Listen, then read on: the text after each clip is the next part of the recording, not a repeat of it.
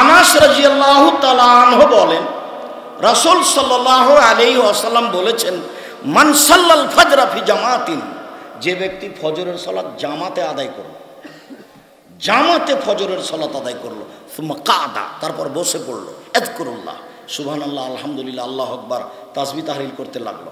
আব্দুর রাজ্জাক সাহেব অনেকক্ষণ সময় তো সুবহানাল্লাহ, আলহামদুলিল্লাহ, আল্লাহু আকবার বলার পরে আর কি বলবো? তো আপনি বলবেন সুবহানাল্লাহি ওয়া বিহামদিহি সুবহানাল্লাহিল আযীম, তাহলে আর কোনো বার নাই, যত পারেন তত বলতে থাকেন। রাসূল সাল্লাল্লাহু আলাইহি ওয়াসাল্লাম বলেছেন, বিচারের মাঠে দাড়ি পাল্লাই সবচেয়ে যেটা ভারী নেকি হবে সেটা হলো ভালো আচরণ, ভালো কথা, ভালো কর্ম।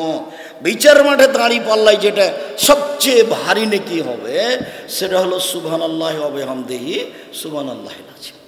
বলতে থাকেন, কোনো হিসাব নাই। তো যখন সূর্য উঠে যাবে, হাত্তা তাতলু আশ-শামস, যখন সূর্য উঠে যাবে, সাল্লা রাকাতাইন, তখন 2 রাকাত সালাত আদায় করবে।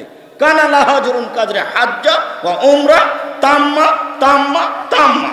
কেউ যদি সূর্য ওঠার পরপরই 2 রাকাত সালাত আদায় করে তাহলে সে নেকি পাবে হজ উমরার সমান। পূর্ণ হজ পূর্ণ উমরা, পূর্ণ হজ পূর্ণ উমরা, পূর্ণ হজ পূর্ণ উমরা। হজ এবং উমরা কবুল হলে যত নেকি হবে, ইশরাকের সূর্য ওঠার পরপরই 2 রাকাত সালাত আদায় করলে তত নেকি হবে। তবে মনে রাখবেন, ফজরের সালাত আদায় করার পরে কোনো কাজে জড়ানো যাবে না। পেশাব পায়খানা লাগলে যাবেন, বের হয়ে ওযু করে নিয়ে বসে থাকবেন। আপনি মুসলিম বোন, আপনি বলবেন, আব্দুর রাজ্জাক সাহেব আমরা তো মসজিদে যাই না, বাড়িতে সালাত আদায় করি। ঘটনা তো মসজিদের সাথে আপনি বলছেন, যেহেতু আপনি মসজিদে যান না, ব্যবস্থা নেই, কাজে আপনি বাড়িতেই ফজরের সালাত আদায় করে বসে থাকেন, তাসবিহ তাহলিল জিকির আজকার করেন। যখন সূর্য উঠে যাবে, উঠার সাথে সাথে আপনি 2 রাকাত সালাত আদায় করবেন। রাসূল সাল্লাল্লাহু আলাইহি ওয়াসাল্লাম বলেছেন, এর জন্য নেকি হবে পূর্ণ হজ পূর্ণ উমরা, পূর্ণ হজ পূর্ণ উমরা, পূর্ণ হজ পূর্ণ উমরা। মুহাম্মদ সাল্লাল্লাহু আলাইহি সাল্লাম এই কথা বলেছেন। আমি আপনাকে বাংলা করে শোনালাম মাত্র, আমি একজন অনুবাদক। 1450 বছর থেকে এই হাদিস গ্রন্থে পড়ে আছে। আচ্ছা, আপনারা কি এই বাচ্চাগুলো কি আপনারাই পাঠালেন? এই যে হাঁটছে এখান দিয়ে, তো আপনি মূল দায়িত্বশীল। দরকার হলে আমি কথা বলছি, এরই ফাঁকে আপনি আরও 10 জন লোক রেডি করেন, যারা এখানে পাহারা দিবে, মধ্যে পাহারা দিবে, শেষে পাহারা দিবে। জি, ঢুকতে পাবে না, বেরো হতে পাবে না। আমরা তো আর আব্দুল্লাহ বিন ফজল নই যে ভোর পর্যন্ত বক্তব্য দিব। এই যে কাছাকাছি চলে এসেছি, কিছুক্ষণ পরই শেষ হয়ে যাবে। কাজে দয়া করে আপনি আমাকে কোনো কাজ দেখাবেন না। আর আমি আপনার কাছে কোনো নতুন মানুষ নই, কোনো কাজ দেখাবেন না দয়া করে। আপনাকে আমি অনেক ভালোবাসি, আপনার আমি কোনো কাজ দেখতেও চাই না। আপনি বাদাম খাবেন না, আমি বক্তব্য দেব, এরকম সাহস আপনি করিয়েন না। এত বড় দুঃসাহস আপনি করবেন। আমি আব্দুর রাজ্জাক বিন ইউসুফ বক্তব্য দেব, এটা হিসাবই করিনি। 32 বছর আমি কোনোদিন অপ্রয়োজনীয় বাক্য বলিনি। আপনি গল্প করবেন, বাদাম খাবেন, আর আমি আল্লাহ রাসূলের কথা বলবো? আপনি আমার দ্বীনি ভাই, আপনি আমার দ্বীনি বোন, আপনাকে আমি অনেক ভালোবাসি। চাশতের সালাত। উম্মু হানি রাদিয়াল্লাহু তাআলা আনহা বলেন, দাখালান নবী সাল্লাল্লাহু আলাইহি সাল্লাম বাইতাহু ইয়াউম ফাতে মক্কা। মক্কা বিজয়ের দিন আল্লাহর নবী উম্মু হানির ঘরে ঢুকলেন। ওয়া সাল্লা 8 রাকাত, ঘরে ঢুকে 8 রাকাত চাশতের সালাত আদায় করলেন। তিনি বলছেন যে লামারা আখাফা সালাতান মিনহা কাত্ত, এত সংক্ষিপ্ত করে সালাত আদায় করতে আল্লাহর নবীকে আমি জীবনে কোনোদিন দেখিনি। গায়রান হইতুম রুকু অসজদা, তবে তিনি ঠিক ঠিক রুকু করছিলেন, ঠিক ঠিক সিজদা করছিলেন, তবে তিনি ঠিক ঠিক রুকু করছিলেন, ঠিক ঠিক সিজদা করছিলেন, সুন্দর করে রুকু করছিলেন, সুন্দর করে সিজদা করছিলেন। তবে কেরাত ছিল একেবারে ছোট, অল্প সময়ে তিনি 8 রাকাত সালাত আদায় করলেন, চাশতের সালাত। অত্র হাদিসে বোঝা যাচ্ছে চাশতের সালাত 8 রাকাত। মুআযা রাদিয়াল্লাহু তাআলা আনহা বলেন, সালতু আয়েশা রাদিয়াল্লাহু তাআলা আনহা আনিস সোহা। আমি মুআযা একদা আয়েশা রাদিয়াল্লাহু তাআলা আনহাকে জিজ্ঞাসা করেছিলাম চাশতের সালাত সম্পর্কে। তিনি বললেন, আরবান, চাশতের সালাত হলো 4 রাকাত। ওয়াজিদু মাশা, কেউ ইচ্ছা করলে বেশি করতে পারে, অত্র হাদিসে মনে হচ্ছে চাশতের সালাত 4 রাকাত, তবে 8 রাকাত পড়লে নেকি হবে, কি হবে তা আল্লাহ রাসূল উল্লেখ করেননি। 4 রাকাত পড়লে নেকি হবে, কি হবে তা আল্লাহ রাসূল উল্লেখ করেননি। তবে 2 রাকাত পড়লে কি হবে তার 2টা হাদিস পেশ করছি। আপনি এক খেলে চেয়ে থাকেন, আপনি বুঝতে পারবেন 19-20 হয় না যেন। কারোর সাথে গল্প করবেন না, কারো গায়ে হাত দিয়ে একটু মজাক করবেন না, কাউকে ইশারা করে কিছু বলবেন না, নইলে আপনার কথা ছুটে যাবে।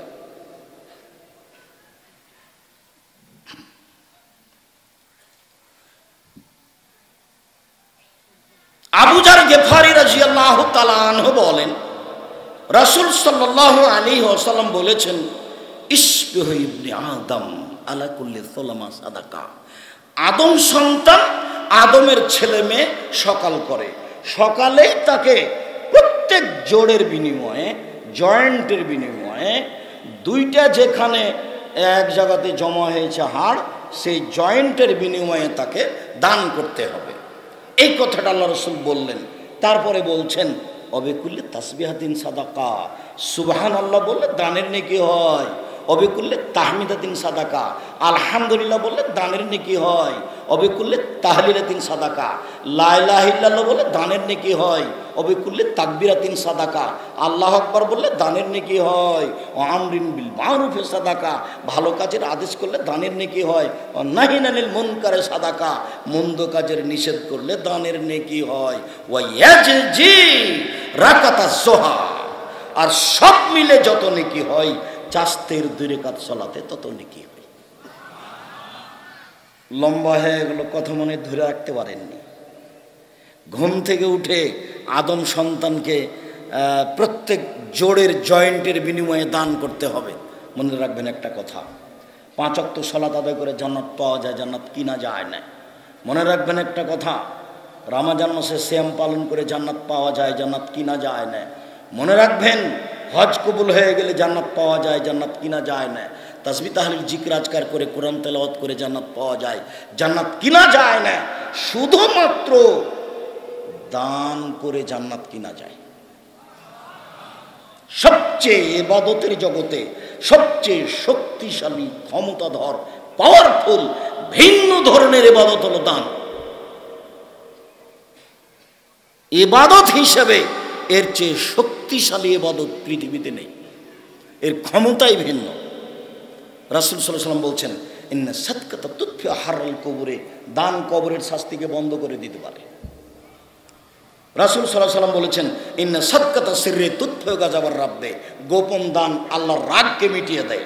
রাসূল সাল্লাল্লাহু আলাইহি ওয়াসাল্লাম বলছেন, ইন্না সাদকাতা তুতফিল খাতিয়াতা কামা ইতফিল মাউন নারা, নিশ্চয় দান পাপকে মিটিয়ে দেয়, পানি যেমন আগুনকে নিভিয়ে দেয়। ওর আলোচনাই ভিন্ন।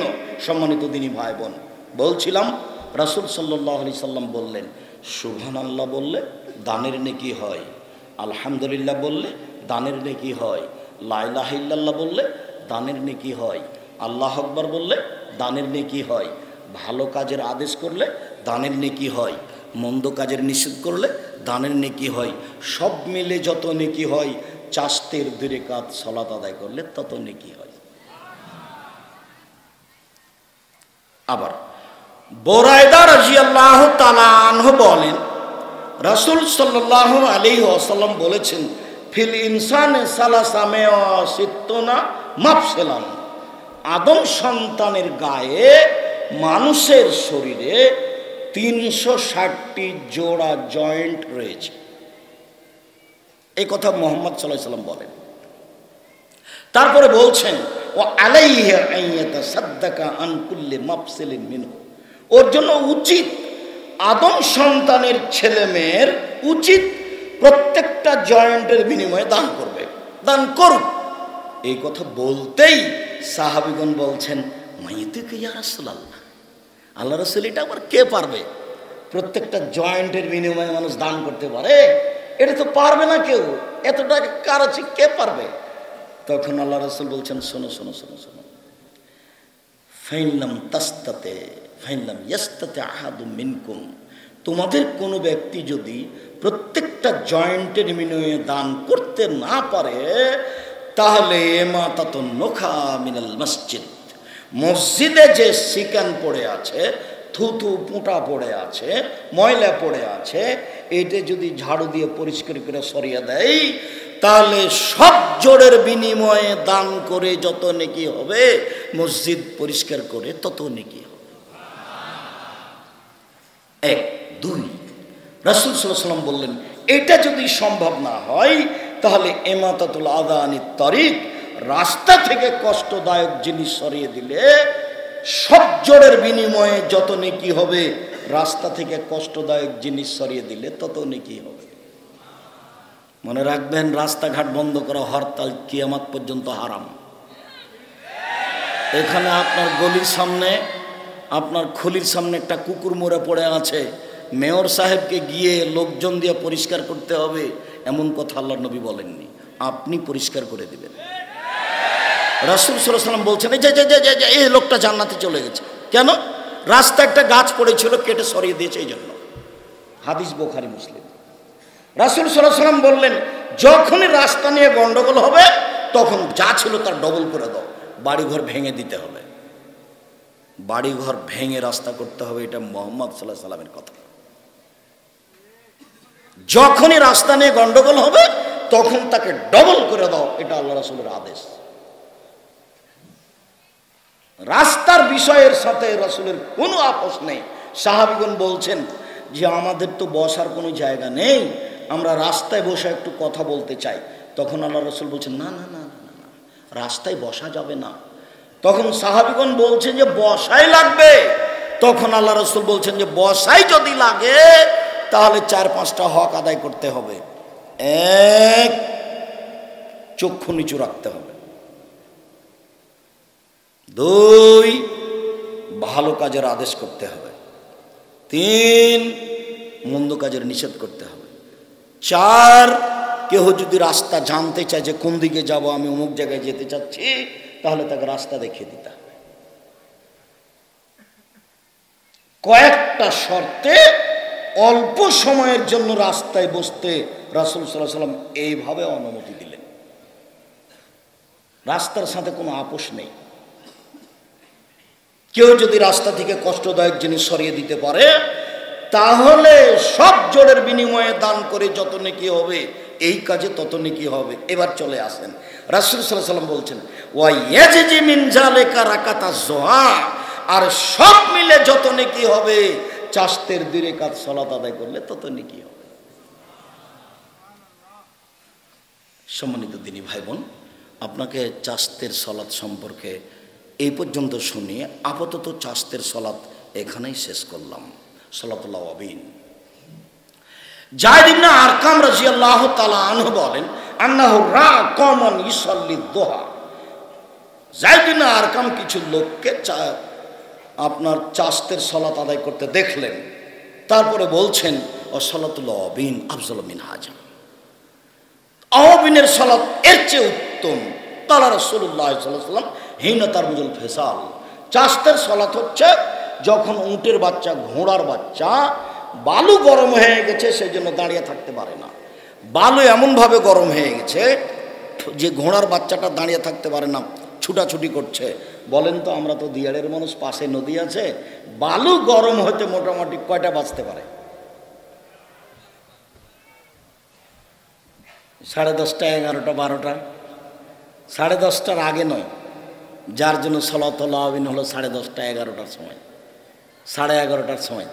কিভাবে চাঁপাইনবাবগঞ্জ জেলাতে মহিলা বৈঠকে বুবুরা বলে দিলেন যে মাগরিবের পরে চাষতের সালাত আদায় করো, 6 রাকাত সালাত বুবু, মাগরিবের পরে সালাতুল আবিন পড়ো বুবু, 6 রাকাত বুবু, সালাতুল আবিন। কিয়ামত পর্যন্ত সময় থাকলো। আমি আব্দুর রাজ্জাক, আপনার দিনী ভাই, এবং আমি চাঁপাইনবাবগঞ্জ জেলার মানুষ। বহু মানুষে বলে আব্দুর রাজ্জাক বিন ইউসুফ চাঁপাইনবাবগঞ্জে আসতে পাবে না, কথা বলতে পাবে না। জাতির সাথে আমি আব্দুর রাজ্জাক বিন ইউসুফ প্রতারণা করিনি। জাতির যদি রাস্তাঘাট করে দিতে না পারি, জাতির যদি স্কুল কলেজ করে দিতে না পারি, জাতিকে আমি চূড়ান্ত সঠিক ধর্ম দিতে পারবো ইনশাআল্লাহ। আমি আব্দুর রাজ্জাক বিন ইউসুফ 32 বছরে কোনোদিন অপ্রয়োজনীয় বাক্য বলিনি, 32 বছরে কোনোদিন কেসা কাহিনী বলিনি, 32 বছরে কোনোদিন মানুষের কাছে পথ খরচ চাইনি। আমি আব্দুর রাজ্জাক বিন ইউসুফ আমার জন্মভূমিতে বক্তব্য দিতে পাবো না মানে কে এমন আছে চাঁপাইনবাবগঞ্জ জেলাতে তিনি বক্তব্য দিতে পাবেন আর আমি আব্দুর রাজ্জাক বিন ইউসুফ বক্তব্য দিতে পাবো না? আমি এক জেলায় ঢুকতে পাবো না, অবাক কথা। আমি এই মাটিতে জন্ম নিয়েছি, এই মাটিতে না চলে আমি পড়াশোনা করেছি। খাজা খায়রুল্লাহ আমার পাশে বসে আছেন, ইনি আমার ক্লাসমেট। আমি প্রথমে বুঝতে পারিনি, তো মানে চেহারাটা একটু কেমন কেমন লাগলো। পরে যখন বলেছে তখন আমি বলছি, তুই যে এখানে বসে আছিস বক্তব্য দিচ্ছিস তা তো আমি বুঝতে পারিনি। ছাত্র জীবনে খুব বেশি হাসাতো। সম্মানিত দিনী ভাই বোন, আমার এটা খুব আফসোস হয়। আমি বলতে পারবো না মানে আপনি আমার দিনী বোন, কোনো সময় আপনি আমাকে এড়িয়ে চলার চেষ্টা করবেন না। আমি শরীয়ত সব না বুঝলেও 26 বছর থেকে ফতোয়া লিখি। আমি ভালো বুঝি, তবে আমি ভুলের ঊর্ধ্বে নই, আমি মানুষ। আমি 88 আগস্টের 20 তারিখ থেকে পড়াই, শিক্ষক, আর নিয়মিত আমার বুখারী মুসলিমের দাস আছে। আমি সাধারণ মানুষ, এভাবে থাকি দেশ বিদেশে। আমি কোনোদিন নিজের রূপ চেহারা দিয়ে, পোশাক দিয়ে জাতিকে প্রতারণা দিতে চাইনি। আমি নিজের সুবিধা কোনোদিন ভোগ করতে চাইনি, আমি প্রয়োজন মনে করি না। ঢাকা বিমানবন্দর একদিন বসে আছি, তো চিটাগাংয়ের একজন লোক বলছে, কথা একটু নরম করে বললে হয় না? তো আমি বলছি যে হয় না, এই জন্যতে বলি। আবার বলছে কথা একটু নরম করে বললে হয় না? তো না বললে হয় না, না বললে হবে। তা আমি বললাম যে না হবে না। আবার বলছে যে না বললে হবে। তখন আমি বলছি, এই মুহূর্তে ঢাকা বিমানবন্দর জরিপ করা হোক, যত লোকে দেশে বক্তব্য দেয়, আমি আব্দুর রাজ্জাক বিন ইউসুফ আমার কথা মানুষ বেশি মেনে চলে, এটা যদি না হয় আমি আপনার সঙ্গে ওয়াদা করলাম আর কোনোদিন জাতির সামনে যাব না। তখনও বলছে ঠিক বলেছেন, আপনার কথা মেনে আমি চলি। আমি আধুনিক মানুষ ছিলাম না, আমি অত্যাধুনিক ছিলাম। এমন কোনো অন্যায় পৃথিবীতে নাই যেটা আমি করিনি, কিন্তু আপনার বক্তব্যের পরে সব ছেড়ে দিয়েছি। আমার একটা মনে সাধ ছিল, কোনোদিন আপনার সাথে দেখা হলে আমি এইভাবে আপনাকে দুটা কথা বলবো। এই বলে জড়িয়ে ধরে নিয়ে সব কত কি বললো, তার কোনো একটা বাহিরের মানুষ এইভাবে কথা শুনে, আর আমি চাঁপাইনবাবগঞ্জ জেলাতে কথা বলতে পাবো না? আমার দিনী বোনেরা আমাকে এড়িয়ে চলবে? তোমার নেতাই ভুল বলেছে, তোমার হুজুর ভুল বলেছে, মাগরিবের পরে 6 রাকাত সালাতুল আবিন নয়, কিয়ামত পর্যন্ত সময় থাকলো আমি আব্দুর রাজ্জাক বিন ইউসুফ শরীয়ত তদন্ত করি। আমি ফতোয়া লিখি কলমে, 26 বছর থেকে কলমে ফতোয়া লিখছি। আমার পত্রিকার নাম মাসিক আল ইতেসাম পত্রিকা। আমার 12 জন মুফতি আছে, এক একজন মুফতির পিছনে মাসিক বেতন আছে 70 থেকে 80,000। আমার প্রতিষ্ঠানে 250 জন শিক্ষক শিক্ষিকা আছে, প্রতি মাসে বেতন লাগে 30 লক্ষ। জামিয়া সালাফে ডাঙ্গিপাড়া পাওয়া রাজশাহী 26 বিঘা জমির উপর অবস্থান করে। জামিয়া সালাফে রূপগঞ্জ নারায়ণগঞ্জ ঢাকা 51 বিঘা জমির উপর অবস্থান করে। জামিয়া সালাফে তেঘরা বিরল দিনাজপুর 18 বিঘা জমির উপর অবস্থান করে। জামিয়া সালাফে 6 মাইল বাবুগঞ্জ বরিশাল শহরে চলছে 7 বিঘা জমির উপর অবস্থান করবে ইনশাআল্লাহ শহরের পাশে। সারা দেশের বড় বড় জেলাতে জামিয়া সালাফে খুলবো ইনশাআল্লাহ। আমার মনে বড় সাধ, এই জামিয়া সালাফের মাধ্যমে এদেশের ছেলে মেয়েদের বাংলা, ইংরেজি, আরবি উন্নত মানের শিক্ষা দিয়ে জাতির অন্যায়ের বিরুদ্ধে লড়বো। মুখে কলমে মিডিয়ায় ইনশাল্লাহ লড়বই লড়বো, অন্যায়ের বিরুদ্ধে লড়বো, লড়ে যাচ্ছি, মুখে বলছি। মিডিয়া আমার সামনে দেখতে পাচ্ছেন, কলম একটু পরে আসবে, দেখবেন মাসিক আল ইতেসাম পত্রিকা আছে। আমি আপনার দিনী ভাই, আমি আপনার বাড়ির ছেলে, আপনি আপনার কাছের ছেলে, আপনি আপনার ছেলে, আমি আপনার ভাই, আমি এটা আমার জন্মভূমি চাঁপাইনবাবগঞ্জ। সারা পৃথিবীর বিভিন্ন দেশে গিয়ে কথা বলি, আর চাঁপাইনবাবগঞ্জ জেলাতে ঢুকতে পারি না। আমি নাচল মাদ্রাসাতে বক্তব্য দিতে গেছি, আমাকে বলা হচ্ছে যে আপনি বক্তব্য শেষ করে দেন। 5 মিনিট হয়নি আমাকে বক্তব্য শেষ করে দিতে বলা হচ্ছে। কে সে কে? তার বংশকে, তার জাতিকে বিগত 100 বছর চ্যালেঞ্জ করেছি, সামনে 100 বছর চ্যালেঞ্জ থাকলো। এই ছেলে 32 বছর আগে বলেছি, 30 বছর আগে বলেছি, 20 বছর আগে বলেছি, দোয়া খাতমুল কোরআন, কোনো মায়ের বেটা যদি এটা নবীর দোয়া প্রমাণ করে দিতে পারে, সেদিন থেকে আমি আর বক্তব্য দেব না। এই ছেলে শোনো, 1 পৃষ্ঠা আছে দোয়া, আমি বলেছি যে এটা যদি নবীর দোয়া কেউ প্রমাণ করে দিতে পারে, সেদিন থেকে আমি বক্তব্য দেব না। ধর্মের নামে মিথ্যা আছে, আমি তোমাকে বুঝাতে চেয়েছি। মুকশেদুল মুমিন বইয়ের হেডলাইনে লেখা আছে অবিবাহিত ছেলে মেয়ের পড়া নিষেধ। অবাক হেডলাইন, যে দেখে সেই পড়ে, যে দেখে সেই পড়ে, হেডলাইন এটা। দেখুন এখানে লেখা আছে, সফরের পূর্বে স্ত্রীমিলন হলে ছেলে টেরা হয়, ভরা পেটে স্ত্রীমিলন হলে ছেলে কানা হয়, চন্দ্র সূর্য গ্রহণের সময় স্ত্রীমিলন হলে ছেলে ল্যাংড়া হয়। এই কথাগুলি সরাসরি কোরআন মাজিদের বিপরীত। আল্লাহ তাআলা বলছেন, নিসাউকুম হারসুল লাকুম ফাতু হারসাকুম আন্না শাইতুম। পৃথিবীর মানুষ তোমাদের স্ত্রী তোমাদের জমি, তোমাদের স্ত্রী তোমাদের ক্ষেত। তোমরা তোমাদের জমিতে আসো, তোমাদের খেতে আসো, তোমাদের ইচ্ছা মতো সকালে কি, বিকালে কি, দুপুরে কি, ভরা পেটে কি, সফরের পূর্বে কি, চন্দ্রগ্রহণ লাগলে কি আর না লাগলে কি। আমি যেভাবে বললাম, আমার হায়াত পর্যন্ত সময় থাকলো এইভাবে উল্টে ধরার মানুষের হাতে কোনো ক্ষমতা নেই। তবে আমি মানুষ। চাষতের সলাৎ 10:30, আওয়াবিনের সলাৎ 10:30, 11টার সময়, 11:30টার সময় 2 রাকাত মনে রাখবেন, ওটা চাষতের চেয়ে বেশি দামি। আমি অনুবাদক। এবার চলেন সলাতুল হাজা। এবার আরো সজাগ থাকবেন। উপস্থিত বৈঠকের মুসলিম বোন, দয়া করে কথা বলবেন না। আপনাকে দেখলে আমার খুব কষ্ট হয়। নিজের রূপ চেহারা জাতিকে দেখিয়ে জাতিকে জাহান্নামের দিকে ঠেলে দিয়ে নিজেকে শিক্ষিত মনে করিয়েন না। রাসূল সাল্লাল্লাহু আলাইহি সাল্লাম বলছেন, যতবার আমি জাহান্নাম দেখেছি ততবারই দেখছি জাহান্নাম বলতে নারী আর নারী, জাহান্নাম বলতে নারী আর নারী, জাহান্নাম বলতে নারী আর নারী। মুহাম্মদ সাল্লাল্লাহু আলাইহি সাল্লাম বলছেন, পৃথিবীর মানুষ সিনফান মিন আহলিন নার, 2 শ্রেণীর মানুষ জাহান্নামে যাবে, আমি তাদের দেখিনি। 2 শ্রেণীর মানুষ জাহান্নামে যাবে, আমি তাদের দেখিনি। ওরা জাহান্নামে যাবে, তবে আমি তাদের দেখিনি। এক কম মাহুম সেয়াতুন, 1 শ্রেণীর মানুষ, তাদের হাতে থাকবে লাঠি, কাজ নাবিল বাকারে, গাভীর লেজের মতো। লাঠির এক দিক চিকন, এক দিক মোটা। লাঠির এক দিক চিকন হবে, এক দিক মোটা হবে। এজন্য বেহান্নাস, তা দিয়ে তারা মানুষকে মারবে, এরা জাহান্নামে যাবে। আরেক শ্রেণীর মানুষ নিশাউন, মহিলা, কাশিয়াতুন, কাপড় পরে থাকে, আর ইয়াতুন, উলঙ্গ। এটা তার মুখের ভাষা। হাদিস বুখারী মুসলিম। আমি তার মুখের ভাষার আরবি শব্দগুলো বাংলা করছি। নিশাউন, মহিলা, কাশিয়াতুন, কাপড় পরে থাকে, আর ইয়াতুন, উলঙ্গ। মমিলাতুন, তারা পুরুষকে নিজের দিকে আকৃষ্ট করে। মায়লাতুন, তারা নিজেরা পুরুষের দিকে আকৃষ্ট হয়। লায়াত খোল্লান জানা, তারা জান্নাতে যাবে না।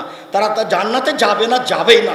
ওরা জান্নাতে তো যাবে না, যাবেই না। ওলা ইয়াজিদনা রিহা, তারা জান্নাতের গন্ধ পাবে না। ফাইনা রিহা লা তুজাদু মিন মাসরাত কাদা ওয়া কাদা, যে জান্নাতের গন্ধ 1 বছরের দূরত্ব পথ থেকে পাওয়া যায়। হাদিস মুসলিম। বিবেচনা আপনার। আবু হুরায়রা রাদিয়াল্লাহু তাআলা আনহু বলেন, রাসূল সাল্লাল্লাহু আলাইহি ওয়াসাল্লাম বলেছেন, 3 শ্রেণীর মানুষ জাহান্নামে যাবে। 1, মধুমনুল খামর, যারা নিয়মিত বিড়ি, তামাক, জর্দা, সিগারেট, গুল, নেশাদার দ্রব্য খায়, পান করে, তারা জাহান্নামে যাবে। 2, আর রাজরাতু মিনান নিসায়ে, পুরুষের বেশধারী নারী, যারা পুরুষের জুতা স্যান্ডেল পরে, যারা পুরুষের শার্ট প্যান্ট পরে, যারা পুরুষের পোশাক পরে, তারা জাহান্নামে যাবে। 3, ও দায়ুস আল্লাযী কুরফিয়া লিল খাবাসা, দায়ুস, যে তার বাড়িতে বেহায়াইর সুযোগ দিয়েছে, সে হলো দায়ুস, ও জাহান্নামে যাবে। এই কথা রাসূল সাল্লাল্লাহু আলাইহি ওয়াসাল্লাম বলেন। আপনি আমার দিনী বোন, আপনি একজন মুসলিম বোন, আপনার ভদ্রতা কামনা করি। ভদ্রতা বজায় রেখে চুপচাপ এক খেয়ালে বসে থাকুন। কেউ যদি আপনার গায়ের উপর দিয়ে চলে যায়, তবুও কথা বলবেন না। আমি আপনার কিছু না কিছু উপকার করবই করবো ইনশাল্লাহ। আপনার কিছু না কিছু উপকার করবই করবো ইনশাল্লাহ। আর এখন যে প্রয়োজনীয় সালাত বলতে চাচ্ছি, সেটা আপনাকে দিয়ে বলতে চাচ্ছি, খেয়াল করেন আপনি। আবু হুরায়রা রাদিয়াল্লাহু তাআলা আনহু বলেন, দাখালা ইব্রাহিম কারিয়াতান বিসারাতা, ইব্রাহিম আলাইহিস সালাম তার স্ত্রী সারাকে নিয়ে একটা গ্রামে প্রবেশ করলেন। অফিহা জাব্বারুন মিনাল জাবাবেরা, সেই গ্রামে ছিল স্বৈরাচারী শাসক। ফাকির আল্লাহু, তাকে বলা হলো, দাখালা ইব্রাহিম মাহু ইমরা হে হাসান নিসায়ে মিনাল আরাব, একজন পুরুষ আপনার এলাকায় ঢুকেছে, তার সাথে একজন মহিলা রয়েছে, সে হচ্ছে আরব ভূখণ্ডে সবচেয়ে সুন্দরী। অত্র বুখারী মুসলিমের বিবরণে বিদ্বানগণ বলতে চেয়েছেন, হাওয়া থেকে নিয়ে কিয়ামত পর্যন্ত যত নারী এসেছে, যত নারী আছে, যত নারী আসবে, সবার চেয়ে সুন্দরী সারা। আর না হলে বিদ্বানগণ বলতে চেয়েছেন, ওই সময়ে ইব্রাহিম আলাইহিস সালামের যুগে পৃথিবীতে যত নারী ছিল, সবচেয়ে সুন্দরী ছিলেন সারা। বিবরণে বোঝা যায়, বিবরণে সারা পৃথিবীর সবার চেয়ে হতে পারে বিবরণে ওই যুগে যত নারী ছিল তার মধ্যে সবার চেয়ে সুন্দরী হতে পারে ফাকির আল্লাহ, তাকে বলা হলো মানে হে আল্লাহ তিমাক ইব্রাহিম, আপনার সাথে যে মহিলা রয়েছে সে কে? তখন ইব্রাহিম আলাইহিস সালাম বলেন হে উখতি, এ আমার বোন। সুম্মা রাজা ইলাইহা, তারপর স্ত্রীর কাছে গেলেন।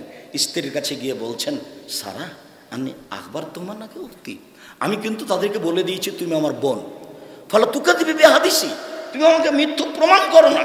এখন যদি তুমি বলো এটা আমার স্বামী তাহলে আমি কিন্তু মিথ্যুক হয়ে যাব। দেখো আমি কিন্তু তাদেরকে বলে দিয়েছি তুমি আমার বোন, তুমি এখন আর বলো না যে এটা আমার স্বামী। আর একটা কথা শুনে রাখো সারা, ইন আলাল আর যে মোমেনুন গাইরো গাইরোকে, আমি আর তুমি ছাড়া এই মাটির ওপরে কোনো মুসলিম পুরুষ নারী নেই, এই হিসাবে আমরা দুইজন ভাই বোনও বটে। মাটির ওপরে আমরা দুইজন ছাড়া পুরুষ নারী মোমেন পুরুষ আর নেই কেউ, মোমেন নারী আর কেউ নেই, মাত্র দুইজন। এরপরেও ফারসালা বেহা এলাইহে, স্ত্রীকে রক্ষা করতে পারলেন না, পাঠিয়ে দিলেন স্বৈরাচারী শাসকের কাছে। ফাকামা এলাইহা, ওর কাছে ঢুকতেই স্বৈরাচারী শাসক দাঁড়িয়ে তার দিকে আগিয়ে গেল। যেমন আগিয়ে গেছে তেমন সারা বলছেন থামেন, আগে অজু হবে, 2 রাকাত সালাত হবে, তারপরে কোনো কথা। সারা অজু করলেন, 2 রাকাত সালাত আদায় করলেন। সালাত আদায় করে বলছেন এবার দেখেন আল্লাহুম্মা, হে আল্লাহ, ইন কুনতু আমানতু বিকা ওয়া রাসূলিকা ওয়া আসামতু ফারজি লিল্লাহ জাওজি, আমি যদি তোমাকে আল্লাহ বলে মেনে নিয়ে থাকি, আমি যদি ইব্রাহিমকে নবী বলে বিশ্বাস করে থাকি, আমার জিন্দেগিতে আমার লজ্জা স্থানকে আমার স্বামী ছাড়া কাউকে ব্যবহার করতে না দিয়ে থাকি, এই কথা 3টে যদি সত্য হয়ে থাকে, 1 আমি তোমাকে আল্লাহ বলে মানি, 2 ইব্রাহিমকে নবী বলে মানি, 3 জিন্দেগিতে আমি কোনোদিন জিনা করিনি, এই কথা 3টে যদি সত্য হয়ে থাকে, ফালা তুসাল্লি তালায়াল কাফেরা, তাহলে এই নির্জন ঘরে এই কাফের যেন আমার গায়ে হাত লাগাতে না পারে। কথা শেষই হয়নি, স্বৈরাচারী শাসক উল্টে পড়ে গেছে।